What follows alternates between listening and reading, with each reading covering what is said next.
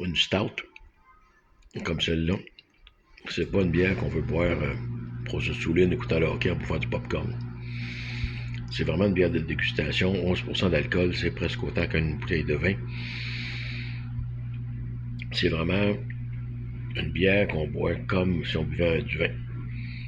Puis là, je me suis fait un bon steak, donc un repas digne d'une bière comme ça.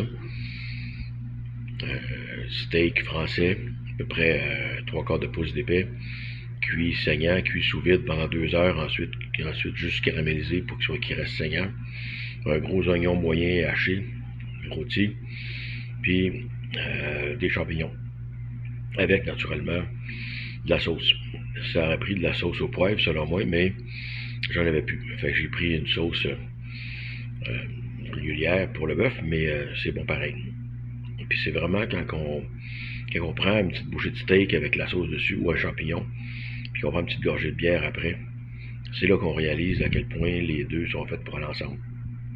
Fait que Phil, la bière que tu m'as donnée, j'y ai fait honneur, puis en fait, j'ai pas fait encore honneur au complet, mais je vais y faire honneur dans les prochaines minutes parce qu'elle est vraiment bonne. Puis là, ça a pris près 20-25 minutes pour cuire ma bouffe. Puis pendant ces 20-25 minutes-là, la bière s'est réchauffée un peu, fait que là, je la goûte plus, puis elle est vraiment bonne.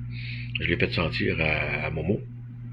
Puis Momo a dit que ça serait une super bière pour quand elle fait son gâteau, elle a fait un gâteau mocha avec de la bière dedans. Puis étant donné, moi j'ai trouvé qu'elle avait un goût de café, mais elle a reconnu le goût de café, mais aussi un goût de chocolat. Fait qu'elle dit qu'elle serait une bière parfaite pour mettre dans son gâteau mocha qu'elle fait, qui est si bon.